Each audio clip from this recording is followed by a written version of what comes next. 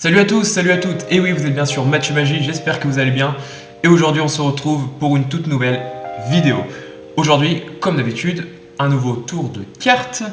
Ce tour je l'aime bien parce que ça fait participer le spectateur. Alors aujourd'hui je n'ai pas la chance d'avoir un spectateur avec moi, mais en conditions réelles, je ferai ce tour avec un spectateur. Donc vraiment un tour que j'aime bien, tout simplement. Donc n'hésitez pas à vous abonner à cette chaîne YouTube si le tour vous a plu, à me suivre sur les réseaux sociaux. Et puis écoutez, je crois que j'ai tout dit. Donc je vous souhaite une bonne soirée et je vous dis à la semaine prochaine pour une nouvelle vidéo. Peut-on prédire l'avenir? C'est une question qu'on s'est tous déjà posée une fois dans notre vie. Aujourd'hui, je vous propose une expérience sur l'avenir avec un jeu de cartes qui est mélangé, qu'on va remélanger, que le spectateur pourrait mélanger, bien évidemment. Et là je vais demander au spectateur de faire un choix. Il va choisir une carte, mais la carte qu'il va choisir va avoir une influence sur ses choix qu'il va faire à la fin du tour.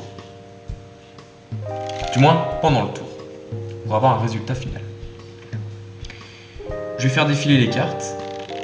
Le spectateur va me dire stop quand il le veut. Stop ici. On va poser sa carte sur le côté. On regardera cette carte à la fin. Mais cette carte va influencer tout le déroulé du tour. On peut remélanger, c'est important, pour être sûr qu'il n'y ait pas de triche. Et je vais demander à mon spectateur, si j'en avais un, de couper le jeu en 3. Il coupe le jeu en 3. Voilà. 3 paquets. Il a coupé là où il voulait. Et on va retourner les 3 premières cartes. Ici, on a une dame de cœur. Ici, un 2 de trèfle. Et ici, un 5 de trèfle. 3 cartes quelconques. Évidemment. On va pas s'intéresser au signe de la carte, mais à la valeur. Le 2, il vaut 2, le 5 vaut 5, la dame vaut 12. Alors pourquoi 12? Tout simplement parce que vous le savez, le 10, il vaut 10, le valet 11, la dame 12, le roi 13. Donc la dame vaut 12. Donc ce qu'on va faire, j'ai oublié une carte, on va compter 12 cartes. 1, 2, 3, 4, 5, 6, 7, 8, 9, 10, 11, 12. Et on va poser les 2 cartes suivantes sur 12 autres paquets. Voilà. La dame, on n'en a plus besoin. 2, et bien on va recommencer. 1, 2, et on pose les autres cartes. On perd le 2, on n'en a plus besoin. Le 5. 1, 2, 3, 4, 5. On pose les 2 cartes suivantes. Donc on va récapituler.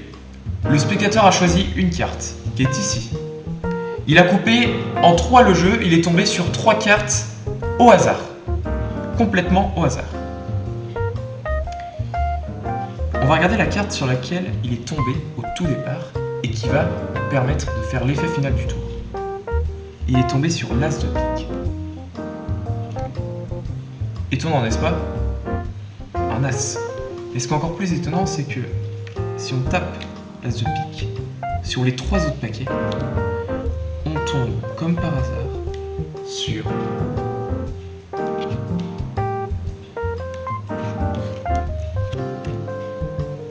les 3 autres as.